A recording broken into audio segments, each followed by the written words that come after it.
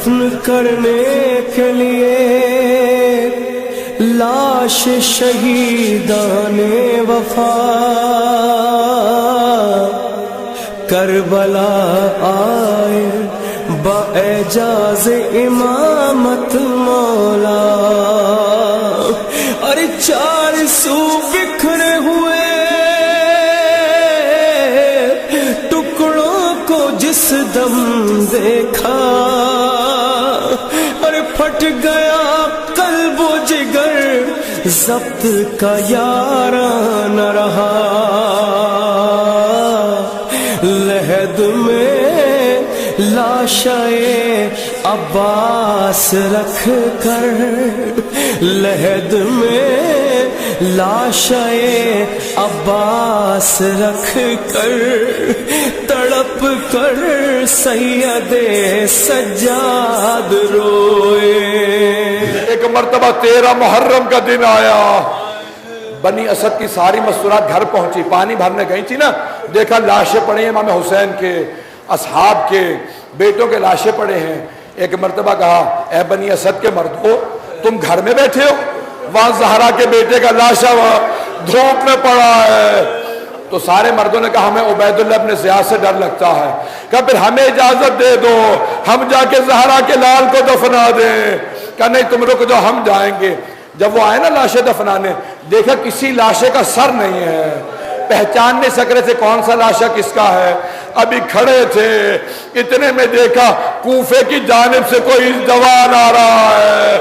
وہ جوان چلتا ہوا آیا، سارے لاشوں کے درمیان سے ہوتا ہوا ایک لاشے کے کنارے آ کے کھڑا ہوا، کہا بابا آپ کے بعد مجھے توق پہنایا گیا، زنجیریں باندھی گئی، پاؤں میں بیڑیاں باندھی، بابا پھپھیوں کی چادریں چھنی، بابا سکینہ کو تماچے لگے، بابا بڑے ظلم کیے گئے۔ اجرکم اللہ۔ بس بھئی آخر جملے پیش کر رہا ہوں۔ ایک مرتبہ امام سجاد نے ایک ایک کر کے بنی اسد کو بتایا کون سا لاشا کہاں دفنانا۔ 10 دن آپ مسلسل روتے رہے ہیں، تھک گئے ہوں گے، آنسو خشک ہو گئے ہوں گے، آخر جملے پیش کر رہا ہوں۔ امام سجاد نے بتایا کون سا لاشا کہاں دفنائیں گے۔ ایک مرتبہ اشارہ کیا کہ یہ حبیب ابن مظاہر کا لاشا ہے، تو بنی اسد کے لوگوں نے کہا یہ ہمارے قبیلے کے سردار تھے، اے سید سجاد اجازت ہے ہم انہیں سامنے دفنا دیں؟ بلکہ بھی سید سجاد نے کہا وہ پہچانتے نہیں تھا، کہا کہ قیدی ہم سامنے دفنا دیں اجازت ہے؟ مولا نے کہا ہاں اجازت ہے، یہاں پہ الگ سے دفنا دو۔ ایک ایک کر کے پوچھتے رہے کہ قیدی کچھ اور لاشیں ملے ہیں؟ کہا یہ لاشا یہاں دفنا دو، کہا یہ لاشا یہاں دفنا دو۔ ایک مرتبہ بنی اسد کے کچھ لوگوں نے کہا قیدی فرات کے کنارے ایک لاشا پڑا ہے، اس کو اتنے گرز مارے گئے ہیں، اس کے جس عضو کے نیچے ہاتھ رکھتے ہیں وہ اعضاء ٹوٹ جاتے ہیں۔ قیدی بتائیے کیا کرے؟ کہا وہ لاشا وہی دفنا دو، وہ عباس ابن علی کا لاشا ہے۔ اتنے میں امام سجاد نے آواز دی، کہو بنی اسد کے لوگوں ذرا کچھ دور چلے جاؤ گا، قیدی 3 لاشیں باقی ہیں۔ کہا یہ لاشا کا یہ علی اکبر کا لاشا ہے، اسے یہاں میرے بابا کی پائنٹی میں دفنا دو۔ کہا ایک ننھا سا لاشا ہے، کہا یہ علی اصغر کا لاشا مجھے دے دو، میں خود دفناؤں گا۔ کہا قیدی یہ لاشا؟ کہا یہ حسین ابن علی کا لاشا۔ کہا تم سب دور چلے جاؤ، معصوم کو صرف معصوم دفنا سکتا ہے۔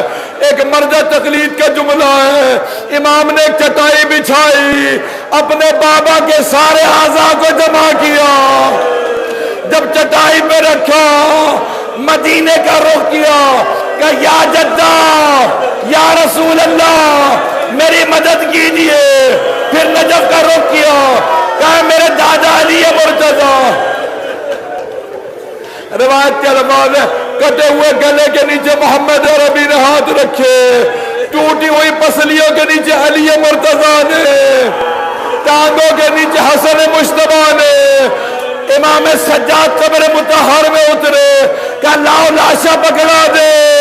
جب لاشا لیا کوئی بی بی کنارے کھڑی تھی، کہ سجاد آرام سے لینا، میرا بیٹا بڑا زخموں سے چور۔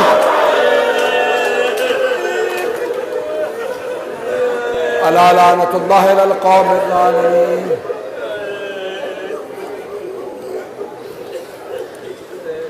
वसयअलमुल लज़ीना ज़लमू अय्य मुनक़लिबिन यनक़लिबून। परवरदिगारा, वास्ता इमाम सज्जाद का, उनकी मज़लूमियत का, किसी की दुआ को रद्द न फरमा।